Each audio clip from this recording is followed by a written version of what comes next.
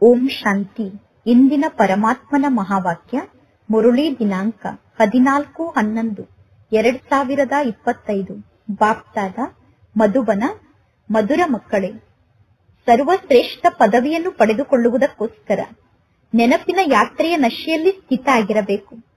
ಈ ನೆನಪಿನ ಯಾತ್ರೆಯೇ ಆತ್ಮಿಕ ನೇಣಾಗಿದೆ. ನೆನಪಿನ ಯಾತ್ರೆ ಅನ್ನುವ ಆತ್ಮಿಕ ನೇಣನ್ನು ಹಾಕಿಕೊಳ್ಳಬೇಕು. ನೆನಪಿನ ಯಾತ್ರೆ ಅನ್ನುವ ನೇಣಿನ ಮೂಲಕ ನಮ್ಮ ಬುದ್ಧಿ ನಮ್ಮ ಮನೆಯಾದ ಪರಮಧಾಮದಲ್ಲೇ ಜೋತಾಡುತ್ತಿರಬೇಕು. ಇಂದಿನ ಪ್ರಶ್ನೆ ಆಗಿದೆ, ಯಾರ ಬುದ್ಧಿಯಲ್ಲಿ ಜ್ಞಾನ ಧಾರಣೆ ಆಗುವುದಿಲ್ಲವೋ ಅವರ ಲಕ್ಷಣ ಏನಾಗಿರುತ್ತದೆ? ಉತ್ತರ, ಯಾರ ಬುದ್ಧಿಯಲ್ಲಿ ಜ್ಞಾನ ಧಾರಣೆ ಆಗುವುದಿಲ್ಲವೋ ಅವರು ಸಣ್ಣ ಸಣ್ಣ ಮಾತಿನಲ್ಲಿ ಮುನಿಸಿಕೊಳ್ಳುತ್ತಾರೆ. ಯಾರ ಬುದ್ಧಿಯಲ್ಲಿ ಎಷ್ಟು ಜಾಸ್ತಿ ಜ್ಞಾನ ಧಾರಣೆ ಆಗುತ್ತದೆಯೋ ಅವರಿಗೆ ಅಷ್ಟೇ ಜಾಸ್ತಿ ಖುಷಿ ಇರುತ್ತದೆ. ಈಗ ಈ ಜಗತ್ತು ಕೆಳಗಡೆ ಹೋಗಲೇಬೇಕು, ಅಂದರೆ ಕಲಿಯುಗದ ಅಂತ್ಯ ಆಗಲೇಬೇಕು. ಈ ಕಲಿಯುಗದ ಅಂತ್ಯಕ್ಕೋಸ್ಕರ ಇಲ್ಲಿ ಬಹಳಷ್ಟು ನಷ್ಟ ಆಗಲೇಬೇಕು ಅನ್ನುವ ಮಾತಿನ ಜ್ಞಾನ ಬುದ್ಧಿಯಲ್ಲಿ ಧಾರಣೆ ಆಗಿದ್ದರೆ ಎಂದೂ ಕೂಡ ನೀವು ಮುನಿಸಿಕೊಳ್ಳುವುದಿಲ್ಲ. ಆಗ ಸದಾ ಖುಷಿಯಲ್ಲಿ ಇರುತ್ತೀರಾ. ಓಂ ಶಾಂತಿ. ಮಧುರಾತಿ ಮಧುರ ಆತ್ಮಿಕ ಮಕ್ಕಳಿಗೆ ಆತ್ಮಿಕ ತಂದೆ ಕುಳಿತು ತಿಳಿಸುತ್ತಿದ್ದಾರೆ. ಮಕ್ಕಳಿಗೆ ಗೊತ್ತಿದೆ, ಭಗವಂತ ತಂದೆಗೆ ಸರ್ವಶ್ರೇಷ್ಠ ತಂದೆ ಎಂದು ಕರೆಯಲಾಗುತ್ತದೆ. ಆತ್ಮದ ಬುದ್ಧಿಯೋಗ ಮನೆಯ ಜೊತೆಗೆ ಜೋಡಣೆ ಆಗಿರಬೇಕು. ಆದರೆ ನಮ್ಮ ನಿಜ ಮನೆಯ ನೆನಪನ್ನು ಮಾಡುವಂತಹ ಒಬ್ಬ ಮನುಷ್ಯರೂ ಕೂಡ ಜಗತ್ತಿನಲ್ಲಿ ಇಲ್ಲ. ಅಂದರೆ ಜಗತ್ತಿನಲ್ಲಿ ಯಾವ ಮನುಷ್ಯರಿಗೂ ಕೂಡ ತಮ್ಮ ಮನೆಯ ನೆನಪೇ ಇಲ್ಲ. ಸನ್ಯಾಸಿಗಳು ಬ್ರಹ್ಮಾಂಡವನ್ನು ಮನೆ ಎಂದು ತಿಳಿದುಕೊಂಡಿಲ್ಲ. ಅವರು ನಾವು ಬ್ರಹ್ಮಾಂಡದಲ್ಲಿ ಲೀನ ಆಗುತ್ತೇವೆ ಎಂದು ಹೇಳುತ್ತಾರೆ. ಸನ್ಯಾಸಿಗಳು ನಾವು ಬ್ರಹ್ಮಾಂಡದಲ್ಲಿ ಲೀನ ಆಗುತ್ತೇವೆ ಎಂದು ಹೇಳುತ್ತಾರೆ ಅಂದ ಮೇಲೆ ಅದು ಮನೆಯಂತೂ ಆಗಲಿಲ್ಲ ತಾನೆ. ಮನೆಯಲ್ಲಿ ನಿವಾಸವನ್ನು ಮಾಡಲಾಗುತ್ತದೆ. ಈಗ ಮಕ್ಕಳಾದ ನಿಮ್ಮ ಬುದ್ಧಿ ಪರಮಧಾಮದಲ್ಲೇ ಇರಬೇಕು. ಹೇಗೆ ಕೆಲವರು ನೇಣುಗಂಬಕ್ಕೆ ಏರುತ್ತಾರೆ, ಅದೇ ರೀತಿ ನಿಮ್ಮ ನೇಣು ಆತ್ಮಿಕ ನೇಣಾಗಿದೆ. ನೀವೀಗ ಆತ್ಮಿಕ ನೇಣನ್ನು ಹಾಕಿಕೊಂಡಿದ್ದೀರಾ. ಆಂತರ್ಯದಲ್ಲಿ ಸದಾ ಈ ಮಾತಿನ ಸ್ಮೃತಿ ಇರಬೇಕು. ಸರ್ವಶ್ರೇಷ್ಠ ಪರಮಾತ್ಮ ತಂದೆ ಬಂದು ನಮ್ಮನ್ನು ಸರ್ವಶ್ರೇಷ್ಠ ಮನೆಗೆ ಕರೆದುಕೊಂಡು ಹೋಗುತ್ತಾರೆ. ಈಗ ನಾವು ವಾಪಸ್ ಮನೆಗೆ ಹೋಗಬೇಕು. ಸರ್ವಶ್ರೇಷ್ಠ ಪರಮಾತ್ಮ ತಂದೆ ಪುನಃ ನಮಗೆ ಸರ್ವಶ್ರೇಷ್ಠ ಪದವಿಯನ್ನು ಪ್ರಾಪ್ತಿ ಮಾಡಿಸುತ್ತಾರೆ. ರಾವಣ ರಾಜ್ಯದಲ್ಲಿ ಎಲ್ಲರೂ ಕನಿಷ್ಠರಾಗಿದ್ದಾರೆ. ಸತ್ಯುಗದಲ್ಲಿ ಎಲ್ಲರೂ ಶ್ರೇಷ್ಠರಾಗಿರುತ್ತಾರೆ. ಈ ಕಲಿಯುಗದಲ್ಲಿ ಎಲ್ಲರೂ ಕನಿಷ್ಠರಾಗಿದ್ದಾರೆ. ಕಲಿಯುಗದಲ್ಲಿರುವ ಕನಿಷ್ಠ ಜನರಿಗೆ ಸತ್ಯುಗದ ಶ್ರೇಷ್ಠ ದೇವತೆಗಳ ಬಗ್ಗೆ ಗೊತ್ತಿಲ್ಲ. ಶ್ರೇಷ್ಠರಿಗೆ ಕನಿಷ್ಠರ ಬಗ್ಗೆ ಗೊತ್ತಿರುವುದಿಲ್ಲ. ಅಂದರೆ ಸತ್ಯುಗದ ಶ್ರೇಷ್ಠ ದೇವತೆಗಳಿಗೆ ಕಲಿಯುಗದ ಕನಿಷ್ಠ ವ್ಯಕ್ತಿಗಳ ಬಗ್ಗೆ ಗೊತ್ತಿರುವುದಿಲ್ಲ. ಈಗ ನಿಮಗೆ ಗೊತ್ತಿದೆ, ಸರ್ವಶ್ರೇಷ್ಠ ಎಂದು ಒಬ್ಬ ಭಗವಂತ ತಂದೆಗೆ ಕರೆಯಲಾಗುತ್ತದೆ. ನಿಮ್ಮ ಬುದ್ಧಿ ಮೇಲೆ ಹೋಗುತ್ತದೆ. ಪರಮಾತ್ಮ ತಂದೆ ಪರಮಧಾಮದ ನಿವಾಸಿಯಾಗಿದ್ದಾರೆ. ಆತ್ಮರಾದ ನಾವೂ ಕೂಡ ಪರಮಧಾಮದ ನಿವಾಸಿಗಳಾಗಿದ್ದೇವೆ ಅನ್ನುವುದು ಯಾರಿಗೂ ಗೊತ್ತಿಲ್ಲ. ಪರಮಧಾಮದಿಂದ ಕೇವಲ ಪಾತ್ರವನ್ನು ಅಭಿನಯ ಮಾಡುವುದಕ್ಕೋಸ್ಕರ ನಾವು ಇಲ್ಲಿಗೆ ಬಂದಿದ್ದೇವೆ. ಈ ಕಲಿಯುಗದಲ್ಲಿ ಯಾರ ಬುದ್ಧಿಯಲ್ಲೂ ಇಂತಹ ವಿಚಾರ ಇರುವುದಿಲ್ಲ. ಎಲ್ಲರೂ ತಮ್ಮ ಉದ್ಯೋಗ ವ್ಯವಹಾರದಲ್ಲಿ ತೊಡಗಿರುತ್ತಾರೆ. ಈಗ ಪರಮಾತ್ಮ ತಂದೆ ತಿಳಿಸುತ್ತಾರೆ, ನೀವೀಗ ನೆನಪಿನ ಯಾತ್ರೆಯ ನಶೆಯಲ್ಲಿ ಸ್ಥಿತ ಆದರೆ ನೀವು ಸರ್ವಶ್ರೇಷ್ಠರಾಗುತ್ತೀರಾ. ನೆನಪಿನ ಮೂಲಕ ಶ್ರೇಷ್ಠ ಪದವಿಯನ್ನು ಪಡೆದುಕೊಳ್ಳಬೇಕು. ಪರಮಾತ್ಮ ತಂದೆ ಯಾವ ಜ್ಞಾನದ ಶಿಕ್ಷಣವನ್ನು ಇಲ್ಲಿ ನಮಗೆ ಕಲಿಸುತ್ತಿದ್ದಾರೋ ಆ ಜ್ಞಾನದ ಶಿಕ್ಷಣವನ್ನು ಮರೆಯಬಾರದು. ಸಣ್ಣ ಮಕ್ಕಳು ಕೂಡ ಜ್ಞಾನದ ಬಗ್ಗೆ ವರ್ಣನೆಯನ್ನು ಮಾಡುತ್ತಾರೆ. ಇನ್ನು ಯೋಗದ ಮಾತಿನ ಬಗ್ಗೆ ಮಕ್ಕಳಿಗೆ ಗೊತ್ತಿಲ್ಲ. ಬಹಳಷ್ಟು ಜನ ಮಕ್ಕಳು ನೆನಪಿನ ಯಾತ್ರೆಯ ಬಗ್ಗೆ ಸಂಪೂರ್ಣ ಅರ್ಥ ಮಾಡಿಕೊಂಡಿಲ್ಲ. ನಾವೀಗ ಸರ್ವಶ್ರೇಷ್ಠ ಸ್ಥಾನಕ್ಕೆ ಹೋಗುತ್ತೇವೆ. ನಾವೀಗ ಸರ್ವಶ್ರೇಷ್ಠರಾಗುತ್ತೇವೆ. ಮೂಲವತನ, ಸೂಕ್ಷ್ಮವತನ, ಸ್ಥೂಲವತನ 3 ಲೋಕ ಇದೆ. ಈ ಸ್ಥೂಲವತನದಲ್ಲಿ ಇಲ್ಲಿ ಪಂಚತತ್ವ ಇದೆ. ಪಂಚತತ್ವದ ಲೋಕ ಸ್ಥೂಲವತನ ಆಗಿದೆ. ಸೂಕ್ಷ್ಮವತನ ಮತ್ತು ಮೂಲವತನದಲ್ಲಿ ಪಂಚತತ್ವ ಇರುವುದಿಲ್ಲ. ಪರಮಾತ್ಮ ತಂದೆ ಈ ಜ್ಞಾನವನ್ನು ನಮಗೆ ನೀಡುತ್ತಾರೆ. ಆದ್ದರಿಂದ ಪರಮಾತ್ಮ ತಂದೆಗೆ ಜ್ಞಾನದ ಸಾಗರ ಎಂದು ಕರೆಯಲಾಗುತ್ತದೆ. ಮನುಷ್ಯರು ತಿಳಿದುಕೊಂಡಿದ್ದಾರೆ, ಯಾರು ಬಹಳಷ್ಟು ಶಾಸ್ತ್ರವನ್ನು ಓದುತ್ತಾರೋ ಅವರು ಜ್ಞಾನಿಗಳು ಎಂದು. ಶಾಸ್ತ್ರವನ್ನು ಓದಿ ಅವರು ಎಷ್ಟೊಂದು ಹಣವನ್ನು ಸಂಪಾದನೆ ಮಾಡುತ್ತಾರೆ. ಶಾಸ್ತ್ರವನ್ನು ಓದುವಂತವರಿಗೆ ಎಷ್ಟೊಂದು ಗೌರವ ಸಿಗುತ್ತದೆ. ಆದರೆ ಈಗ ನಿಮಗೆ ಗೊತ್ತಿದೆ, ಜ್ಞಾನಕ್ಕಿಂತ ಶ್ರೇಷ್ಠವಾದದ್ದು ಜಗತ್ತಿನಲ್ಲಿ ಬೇರೆ ಯಾವುದೂ ಇಲ್ಲ. ಒಬ್ಬ ಪರಮಾತ್ಮ ತಂದೆಗೆ ಸರ್ವಶ್ರೇಷ್ಠ ಎಂದು ಕರೆಯಲಾಗುತ್ತದೆ. ಒಬ್ಬ ಭಗವಂತ ಸರ್ವಶ್ರೇಷ್ಠ ಆಗಿದ್ದಾರೆ. ಆ ಸರ್ವಶ್ರೇಷ್ಠ ಪರಮಾತ್ಮ ತಂದೆಯ ಮೂಲಕ ಸರ್ವಶ್ರೇಷ್ಠ ಸ್ವರ್ಗದಲ್ಲಿ ರಾಜ್ಯವನ್ನು ಆಳುವಂತವರು ನಾವಾಗುತ್ತೇವೆ. ಸ್ವರ್ಗ ಅಂದರೆ ಏನು, ನರಕ ಅಂದರೆ ಏನು, 84 ಜನ್ಮದ ಚಕ್ರ ಹೇಗೆ ತಿರುಗುತ್ತದೆ ಅನ್ನುವುದು ನಿಮ್ಮನ್ನು ಬಿಟ್ಟು ಈ ಸೃಷ್ಟಿಯಲ್ಲಿ ಬೇರೆ ಯಾರಿಗೂ ಗೊತ್ತಿಲ್ಲ. ನಿಮ್ಮ ಈ ಜ್ಞಾನದ ಮಾತನ್ನು ಕೇಳಿ ಜಗತ್ತಿನ ಜನ ಇದೆಲ್ಲ ಕಲ್ಪನೆ ಎಂದು ಹೇಳುತ್ತಾರೆ. ಯಾರು ಈ ಜ್ಞಾನವನ್ನು ಕೇಳಿ ಕಲ್ಪನೆ ಎಂದು ಹೇಳುತ್ತಾರೋ ಅವರು ನಮ್ಮ ಕುಲದವರಲ್ಲ ಎಂದು ತಿಳಿದುಕೊಳ್ಳಬೇಕು. ಯಾರಾದರೂ ಜ್ಞಾನವನ್ನು ಕೇಳಿ ಇದು ನಿಮ್ಮ ಕಲ್ಪನೆ ಎಂದು ಹೇಳಿದರೆ ನೀವು ಬೇಸರಕ್ಕೊಳಗಾಗಬಾರದು. ಅಂತವರನ್ನು ನೋಡಿ ತಿಳಿದುಕೊಳ್ಳಲಾಗುತ್ತದೆ. ಜ್ಞಾನ ಮಾರ್ಗಕ್ಕೆ ಬರುವಂತದ್ದು ಇವರ ಪಾತ್ರದಲ್ಲೇ ಇಲ್ಲ. ಆದ್ದರಿಂದ ಇವರು ಸ್ವಲ್ಪ ಕೂಡ ಜ್ಞಾನವನ್ನು ಅರ್ಥ ಮಾಡಿಕೊಳ್ಳಲು ಸಾಧ್ಯ ಇಲ್ಲ. ಈಗ ಮಕ್ಕಳಾದ ನಿಮ್ಮ ತಲೆ ಬಹಳಷ್ಟು ಉನ್ನತ ಸ್ಥಾನದಲ್ಲಿ ಇದೆ. ಅಂದರೆ ನೀವೀಗ ಉನ್ನತ ಸ್ಥಾನವನ್ನು ನೋಡುತ್ತಿದ್ದೀರಾ. ಯಾವಾಗ ಶ್ರೇಷ್ಠ ಜಗತ್ತಿನಲ್ಲಿ ನೀವು ನಿವಾಸವನ್ನು ಮಾಡುತ್ತೀರೋ ಆಗ ಈ ಕನಿಷ್ಠ ಜಗತ್ತಿನ ಬಗ್ಗೆ ನಿಮಗೆ ಗೊತ್ತಿರುವುದಿಲ್ಲ. ಕನಿಷ್ಠ ಜಗತ್ತಿನಲ್ಲಿ ನಿವಾಸವನ್ನು ಮಾಡುತ್ತಿರುವಂತವರಿಗೆ ಶ್ರೇಷ್ಠ ಜಗತ್ತಿನ ಬಗ್ಗೆ ಗೊತ್ತಿಲ್ಲ. ಸತ್ಯುಗಕ್ಕೆ ಸ್ವರ್ಗ ಎಂದು ಕರೆಯಲಾಗುತ್ತದೆ. ವಿದೇಶದವರು ಬಲೆ ಸ್ವರ್ಗಕ್ಕೆ ಬರುವುದಿಲ್ಲ. ಆದರೆ ವಿದೇಶದವರು ಕೂಡ ಸ್ವರ್ಗ ಅನ್ನುವ ಹೆಸರನ್ನು ಹೇಳುತ್ತಾರೆ. ವಿದೇಶದವರು ಹೆವನ್, ಪ್ಯಾರಡೈಸ್ ಇತ್ತು ಎಂದು ಹೇಳುತ್ತಾರೆ. ಮುಸಲ್ಮಾನರು ಕೂಡ ಬಹಿಷ್ಟ್ ಎಂದು ಸ್ವರ್ಗಕ್ಕೆ ಹೇಳುತ್ತಾರೆ. ಆದರೆ ಸ್ವರ್ಗಕ್ಕೆ ಹೋಗುವುದು ಹೇಗೆ ಅನ್ನುವುದು ಅವರಿಗೆ ಗೊತ್ತಿಲ್ಲ. ಈಗ ನಿಮಗೆ ಎಷ್ಟೊಂದು ತಿಳುವಳಿಕೆ ಸಿಕ್ಕಿದೆ. ಸರ್ವಶ್ರೇಷ್ಠ ತಂದೆ ಎಷ್ಟೊಂದು ಜ್ಞಾನವನ್ನು ನೀಡುತ್ತಾರೆ. ಈ ನಾಟಕ ಎಷ್ಟೊಂದು ವಿಚಿತ್ರ ರೂಪದಲ್ಲಿ ಮಾಡಲ್ಪಟ್ಟಿದೆ.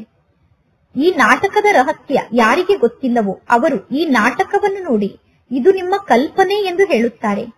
ಈಗ ಮಕ್ಕಳಿಗೆ ಗೊತ್ತಿದೆ ಈ ಜಗತ್ತು ಪತಿತ ಜಗತ್ತಾಗಿದೆ. ಈ ಜಗತ್ತು ಪತಿತ ಜಗತ್ತಾಗಿರುವ ಕಾರಣ ಪತಿತ ಪಾವನ ತಂದೆ ನೀವು ಬಂದು ನಮ್ಮನ್ನು ಪಾವನ ಮಾಡಿ ಎಂದು ಎಲ್ಲರೂ ತಂದೆಯನ್ನು ಕೂಗಿ ಕರೆಯುತ್ತಾರೆ. ಪರಮಾತ್ಮ ತಂದೆ ತಿಳಿಸುತ್ತಾರೆ, ಪ್ರತಿ 5000 ವರ್ಷದ ನಂತರ ಜಗತ್ತಿನ ಇತಿಹಾಸ ಮತ್ತು ಭೂಗೋಳ ಪುನರಾವರ್ತನೆ ಆಗುತ್ತದೆ. ಹಳೆಯ ಜಗತ್ತು ಪುನಃ ಹೊಸ ಜಗತ್ತಾಗುತ್ತದೆ. ಹಳೆಯ ಜಗತ್ತನ್ನು ಹೊಸ ಜಗತ್ತನ್ನಾಗಿ ಮಾಡಲು ನಾನು ಈ ಸೃಷ್ಟಿಗೆ ಬರಬೇಕಾಗುತ್ತದೆ. ಪ್ರತಿ ಕಲ್ಪದಲ್ಲೂ ನಾನು ಬಂದು ಮಕ್ಕಳಾದ ನಿಮ್ಮನ್ನು ಸರ್ವಶ್ರೇಷ್ಠರನ್ನಾಗಿ ಮಾಡುತ್ತೇನೆ. ಪಾವನರಿಗೆ ಶ್ರೇಷ್ಠರು ಎಂದು ಕರೆಯಲಾಗುತ್ತದೆ ಮತ್ತು ಪತಿತರಿಗೆ ಕನಿಷ್ಠರು ಎಂದು ಕರೆಯಲಾಗುತ್ತದೆ. ಈ ಜಗತ್ತು ಹೊಸ ಜಗತ್ತಾಗಿತ್ತು, ಪಾವನ ಜಗತ್ತಾಗಿತ್ತು. ಈಗ ಈ ಜಗತ್ತು ಪತಿತ ಜಗತ್ತಾಗಿದೆ. ಈ ಎಲ್ಲಾ ಜ್ಞಾನದ ಮಾತನ್ನು ಮಕ್ಕಳಾದ ನೀವು ನಂಬರ್ ವಾರಾಗಿ ಅರ್ಥ ಮಾಡಿಕೊಂಡಿದ್ದೀರಾ. ಯಾರ ಬುದ್ಧಿಯಲ್ಲಿ ಈ ಎಲ್ಲಾ ಜ್ಞಾನದ ಮಾತು ಇರುತ್ತದೆಯೋ ಅವರು ಸದಾ ಖುಷಿಯಲ್ಲಿ ಇರುತ್ತಾರೆ. ಇನ್ನು ಯಾರ ಬುದ್ಧಿಯಲ್ಲಿ ಜ್ಞಾನದ ಮಾತು ಧಾರಣೆ ಆಗಿಲ್ಲವೋ ಅವರಿಗೆ ಯಾರಾದರೂ ಏನನ್ನಾದರೂ ಹೇಳಿದರೆ ಅಥವಾ ಸ್ವಲ್ಪ ನಷ್ಟ ಆದರೆ ಅವರು ಮುನಿಸಿಕೊಂಡು ಬಿಡುತ್ತಾರೆ. ಪರಮಾತ್ಮ ತಂದೆ ತಿಳಿಸುತ್ತಾರೆ, ಈಗ ಈ ಕನಿಷ್ಠ ಜಗತ್ತಿನ ಅಂತಿಮ ಸಮಯ ಬರಲೇಬೇಕು. ಈಗ ಈ ಕನಿಷ್ಠ ಜಗತ್ತು ಅಂತ್ಯ ಆಗಲೇಬೇಕು. ಇದು ಹಳೆಯ ಜಗತ್ತಾಗಿದೆ. ಮನುಷ್ಯರು ಎಷ್ಟೊಂದು ಕನಿಷ್ಠರಾಗುತ್ತಾರೆ. ಆದರೆ ನಾನು ಕನಿಷ್ಠ ಆಗಿದ್ದೇನೆ ಎಂದು ಯಾರೂ ತಿಳಿದುಕೊಂಡಿಲ್ಲ. ಭಕ್ತರು ಸದಾ ತಲೆಯನ್ನು ಬಾಗಿಸಿ ನಮಸ್ಕಾರವನ್ನು ಮಾಡುತ್ತಾರೆ. ಕನಿಷ್ಠರ ಸಮ್ಮುಖದಲ್ಲಿ ಎಂದು ತಲೆಯನ್ನು ಬಾಗಿಸಿ ನಮಸ್ಕಾರವನ್ನು ಮಾಡಬಾರದು. ಪವಿತ್ರರ ಸಮ್ಮುಖದಲ್ಲಿ ತಲೆಯನ್ನು ಬಾಗಿಸಿ ನಮಸ್ಕಾರವನ್ನು ಮಾಡಬೇಕಾಗುತ್ತದೆ. ಸತ್ಯುಗದಲ್ಲಿ ಎಂದು ಯಾರೂ ಈ ರೀತಿ ತಲೆಯನ್ನು ಬಾಗಿಸಿ ನಮಸ್ಕಾರವನ್ನು ಮಾಡುವುದಿಲ್ಲ. ಭಕ್ತಿ ಮಾರ್ಗದಲ್ಲಿ ಜನ ಈ ರೀತಿ ತಲೆಯನ್ನು ಬಾಗಿಸಿ ನಮಸ್ಕಾರವನ್ನು ಮಾಡುತ್ತಾರೆ. ಪರಮಾತ್ಮ ತಂದೆ ಎಂದೂ ಕೂಡ ತಲೆಯನ್ನು ಬಾಗಿಸಿ ನನಗೆ ನಮಸ್ಕಾರವನ್ನು ಮಾಡಿ ಎಂದು ಹೇಳುವುದಿಲ್ಲ. ಇಲ್ಲ, ಇದು ಶಿಕ್ಷಣ ಆಗಿದೆ. ಪರಮಾತ್ಮ ತಂದೆಯ ವಿಶ್ವವಿದ್ಯಾಲಯದಲ್ಲಿ ನೀವು ಶಿಕ್ಷಣವನ್ನು ಕಲಿಯುತ್ತಿದ್ದೀರಾ. ಅಂದ ಮೇಲೆ ನಿಮಗೆ ಎಷ್ಟೊಂದು ನಶೆ ಇರಬೇಕು. ಕೇವಲ ವಿಶ್ವವಿದ್ಯಾಲಯದಲ್ಲಿ ಕುಳಿತಾಗ ನಶೆ ಇದ್ದು ವಾಪಸ್ ಮನೆಗೆ ಹೋದ ತಕ್ಷಣ ನಶೆ ಸಮಾಪ್ತಿಯಾಗಿ ಬಿಡಬಾರದು. ಮನೆಯಲ್ಲೂ ಕೂಡ ಈ ಜ್ಞಾನದ ನಶೆ ಇರಬೇಕು. ಇಲ್ಲಿ ಮಕ್ಕಳಾದ ನಿಮಗೆ ಗೊತ್ತಿದೆ, ಸ್ವಯಂ ಶಿವ ತಂದೆ ನಮಗೆ ಶಿಕ್ಷಣವನ್ನು ಕಲಿಸುತ್ತಿದ್ದಾರೆ. ನಾನು ಜ್ಞಾನದ ಸಾಗರ ಆಗಿದ್ದೇನೆ ಎಂದು ಈ ಬ್ರಹ್ಮ ತಂದೆ ಎಂದೂ ಹೇಳುವುದಿಲ್ಲ. ಈ ಬ್ರಹ್ಮ ತಂದೆ ಜ್ಞಾನದ ಸಾಗರ ಅಲ್ಲ. ಸಾಗರದ ಮೂಲಕ ನದಿಗಳು ಹುಟ್ಟಿಕೊಳ್ಳುತ್ತದೆ. ಸಾಗರ ಒಬ್ಬರೇ ಆಗಿದ್ದಾರೆ. ಸಾಗರ ಆದಂತಹ ಶಿವ ತಂದೆ ಒಬ್ಬರೇ ಆಗಿದ್ದಾರೆ. ಸಮುದ್ರ ಒಂದೇ ಇದೆ. ಬ್ರಹ್ಮಪುತ್ರ ನದಿ ಬಹಳ ದೊಡ್ಡ ನದಿಯಾಗಿದೆ. ಬ್ರಹ್ಮ ತಂದೆ ಬಹಳಷ್ಟು ಜ್ಞಾನಿಯಾಗಿದ್ದಾರೆ. ಬಹಳ ದೊಡ್ಡ ದೊಡ್ಡ ಹಡಗುಗಳು ಬ್ರಹ್ಮಪುತ್ರ ನದಿಯಲ್ಲಿ ಬರುತ್ತದೆ. ಹೊರಗಡೆ ಜಗತ್ತಿನಲ್ಲಿ ಬಹಳಷ್ಟು ನದಿ ಇದೆ, ಅಂದರೆ ವಿದೇಶದಲ್ಲೂ ಕೂಡ ಬಹಳಷ್ಟು ನದಿಗಳಿದೆ. ಆದರೆ ಗಂಗೆಗೆ ಮಾತ್ರ ಪತಿತ ಪಾವನಿ ಎಂದು ಭಾರತದಲ್ಲಿ ಕರೆಯುತ್ತಾರೆ.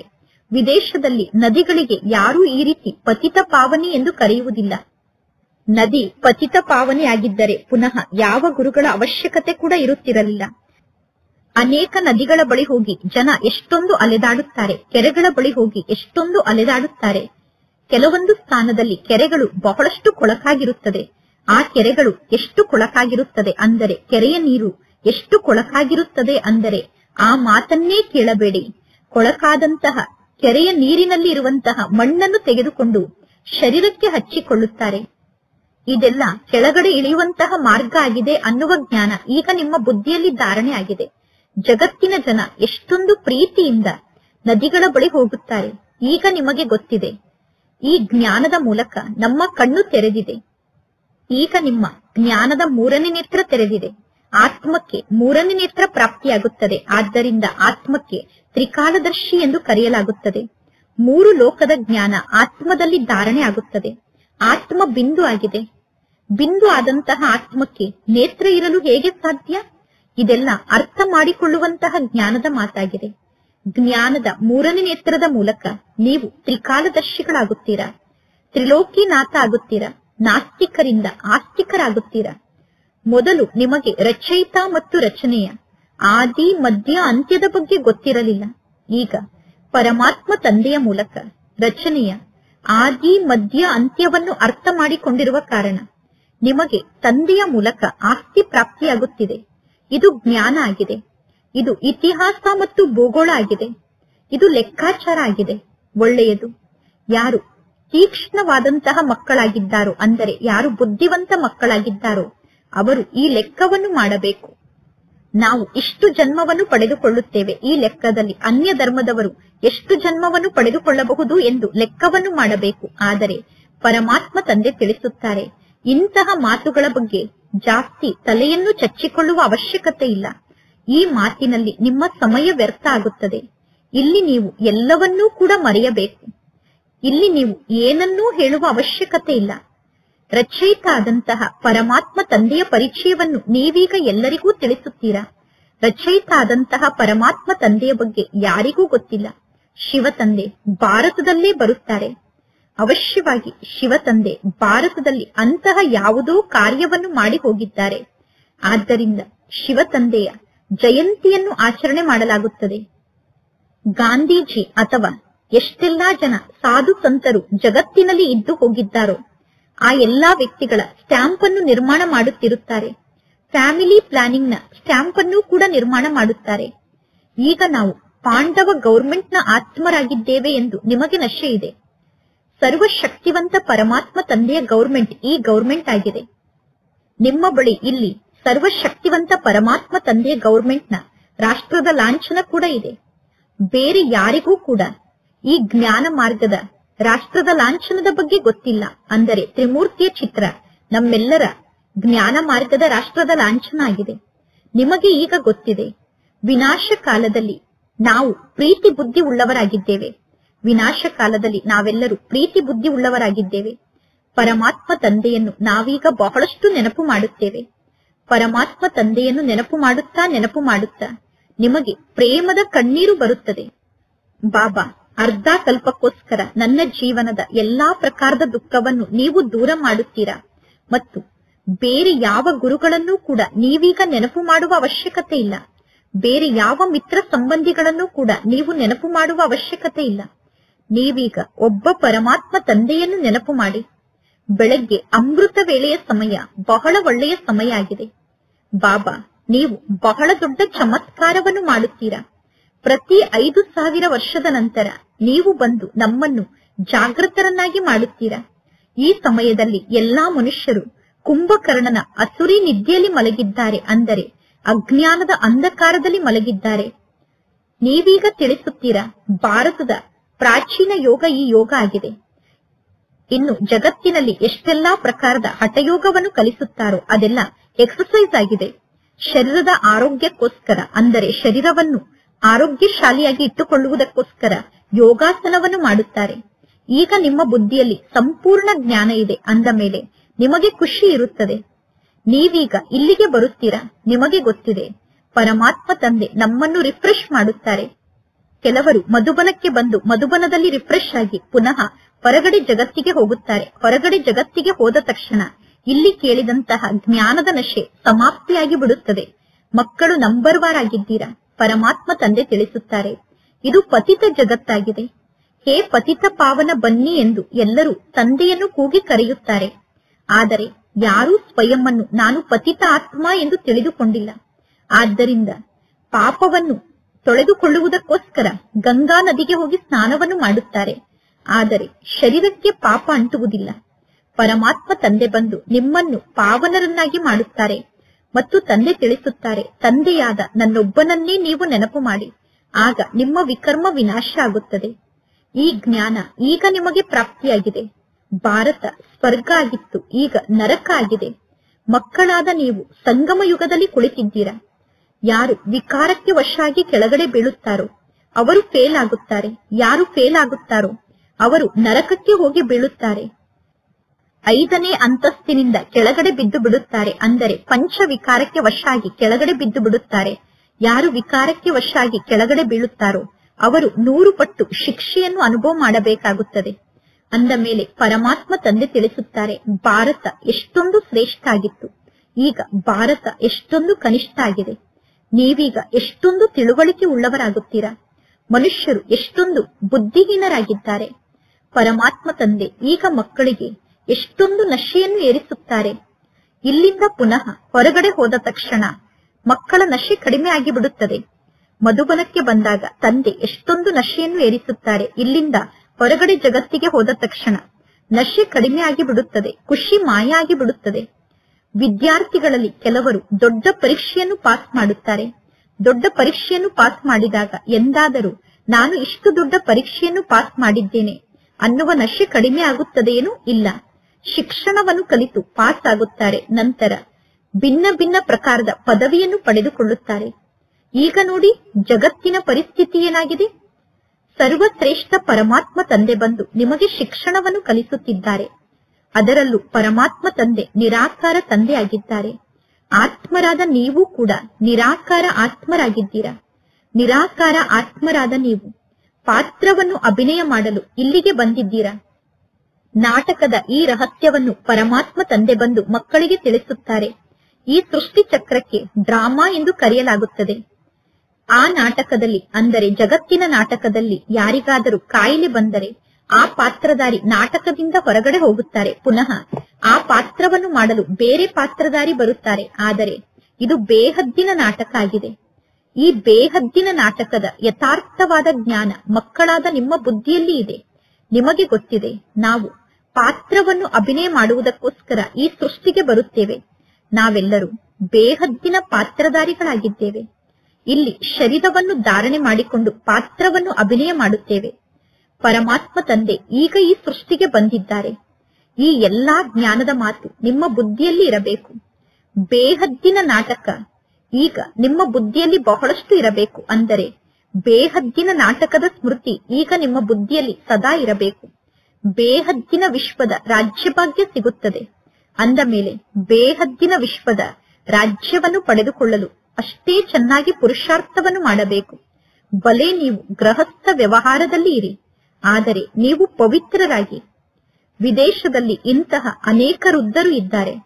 ಅವರು ವೃದ್ಧರಾಗಿರುವ ಕಾರಣ ಪುನಃ ಕಂಪ್ಯಾನಿಯನ್ಶಿಪ್ಗೋಸ್ಕರ ಅಂದರೆ ಜೊತೆಗಾರರು ಬೇಕು ಎಂದು ವೃದ್ಧಾವಸ್ಥೆಯಲ್ಲಿ ಮದುವೆಯನ್ನು ಮಾಡಿಕೊಳ್ಳುತ್ತಾರೆ. ಯಾರು ಜೊತೆಗಾರರಾಗಿ ಬಂದು ಅವರನ್ನು ನೋಡಿಕೊಳ್ಳುತ್ತಿದ್ದಾರೋ ಅವರ ಹೆಸರಿಗೆ ಆಸ್ತಿಯನ್ನು ವಿಲ್ ಮಾಡುತ್ತಾರೆ. ಸ್ವಲ್ಪ ಆಸ್ತಿಯನ್ನು ತಮ್ಮನ್ನು ನೋಡಿಕೊಳ್ಳುತ್ತಿರುವಂತಹ ತಮ್ಮ ಜೊತೆಗಾರರ ಹೆಸರಿಗೆ ವಿಲ್ ಮಾಡಿದರೆ ಸ್ವಲ್ಪ ಆಸ್ತಿಯನ್ನು ಧರ್ಮದ ಕಾರ್ಯಕ್ಕೋಸ್ಕರ ನೀಡುತ್ತಾರೆ. ಅಂದರೆ ದಾನದ ರೂಪದಲ್ಲಿ ನೀಡುತ್ತಾರೆ. ವೃದ್ಧಾವಸ್ಥೆಯಲ್ಲಿ ಜೊತೆಗಾರರು ಬೇಕು ಎಂದು ಮದುವೆಯನ್ನು ಮಾಡಿಕೊಂಡಾಗ ಅಲ್ಲಿ ವಿಕಾರದ ಮಾತು ಇರುವುದಿಲ್ಲ. ಪ್ರಿಯತಮ ಮತ್ತು ಪ್ರಿಯತಮೆ ವಿಕಾರಕ್ಕೋಸ್ಕರ ಒಬ್ಬರು ಇನ್ನೊಬ್ಬರಿಗೆ ಸ್ವಯಂವನ್ನು ಅರ್ಪಣೆ ಮಾಡಿಕೊಳ್ಳುವುದಿಲ್ಲ. ಪ್ರಿಯತಮ ಪ್ರಿಯತಮೆಯರು ವಿಕಾರಕ್ಕೋಸ್ಕರ ಒಬ್ಬರು ಇನ್ನೊಬ್ಬರಿಗೆ ಆಕರ್ಷಿತ ಆಗುವುದಿಲ್ಲ. ಪ್ರಿಯತಮೆಯ ಮಧ್ಯದಲ್ಲಿ ಕೇವಲ ಶರೀರದ ಪ್ರೀತಿ ಇರುತ್ತದೆ. ಅಂದರೆ ಒಬ್ಬರಿಗೆ ಇನ್ನೊಬ್ಬರ ಶರೀರದ ಬಗ್ಗೆ ಪ್ರೀತಿ ಇರುತ್ತದೆ. ನೀವು ಆತ್ಮಿಕ ಪ್ರಿಯತಮೆಯರಾಗಿದ್ದೀರಾ. ನೀವು ಪ್ರಿಯತಮ ಆದಂತಹ ಒಬ್ಬ ತಂದೆಯನ್ನು ನೆನಪು ಮಾಡುತ್ತೀರಾ. ಎಲ್ಲರೂ ಪ್ರಿಯತಮೆಯರಾಗಿದ್ದಾರೆ. ಎಲ್ಲಾ ಪ್ರಿಯತಮೆಯರಿಗೂ ಪ್ರಿಯತಮ ಒಬ್ಬರೇ ಆಗಿದ್ದಾರೆ. ಎಲ್ಲರೂ ಆ ಒಬ್ಬ ತಂದೆಯನ್ನು ನೆನಪು ಮಾಡುತ್ತಾರೆ. ಪರಮಾತ್ಮ ತಂದೆ ಎಷ್ಟೊಂದು ಶೋಭಾನಿಕ ಆಗಿದ್ದಾರೆ. ಆತ್ಮ ಸುಂದರ ಆಗಿದೆ. ಪರಮಾತ್ಮ ತಂದೆ ಸದಾ ಸುಂದರ ಆಗಿದ್ದಾರೆ. ನೀವು ಈಗ ಕಪ್ಪಾಗಿದ್ದೀರಾ. ಪರಮಾತ್ಮ ತಂದೆ ಶ್ಯಾಮ ಆಗಿರುವ ನಿಮ್ಮನ್ನು ಪುನಃ ಸುಂದರರನ್ನಾಗಿ ಮಾಡುತ್ತಾರೆ. ಈಗ ನಿಮಗೆ ಗೊತ್ತಿದೆ, ಪರಮಾತ್ಮ ತಂದೆ ನಮ್ಮನ್ನು ಸುಂದರರನ್ನಾಗಿ ಮಾಡುತ್ತಾರೆ. ಇಲ್ಲಿ ಅನೇಕ ಮಕ್ಕಳು ಇಂಥವರಿದ್ದಾರೆ. ಅವರು ಭಿನ್ನ ಭಿನ್ನ ವಿಚಾರದಲ್ಲಿ ತಂದೆಯ ಸಮ್ಮುಖದಲ್ಲಿ ಕುಳಿತಿರುತ್ತಾರೆ.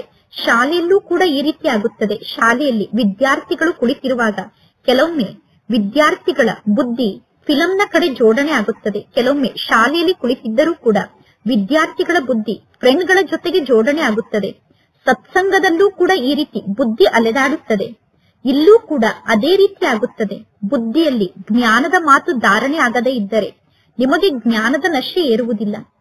ಜ್ಞಾನ ಧಾರಣೆ ಆಗದೇ ಇದ್ದರೆ ನೀವು ಅನ್ಯರಿಗೆ ಹೇಗೆ ಜ್ಞಾನವನ್ನು ಧಾರಣೆ ಮಾಡಿಸಲು ಸಾಧ್ಯ? ಬಹಳಷ್ಟು ಜನ ಮಕ್ಕಳು ಬಾಬಾರವರ ಬಳಿ ಬರುತ್ತಾರೆ. ಅವರ ಮನಸ್ಸಿನಲ್ಲಿ ವಿಚಾರ ಇರುತ್ತದೆ, ನಾನು ಯಾವುದಾದರೂ ಸ್ಥಾನಕ್ಕೆ ಹೋಗಿ ಸೇವೆಯಲ್ಲಿ ತೊಡಗಿಬಿಡಬೇಕು ಎಂದು. ಆದರೆ ಅವರು ಇನ್ನೂ ಸಣ್ಣ ಮಕ್ಕಳಾಗಿರುತ್ತಾರೆ. ಪರಮಾತ್ಮ ತಂದೆ ತಿಳಿಸುತ್ತಾರೆ, ಮಕ್ಕಳನ್ನು ಸಂಪಾಲನೆ ಮಾಡುವುದಕ್ಕೋಸ್ಕರ ಯಾರಾದರೂ ಕೆಲಸದ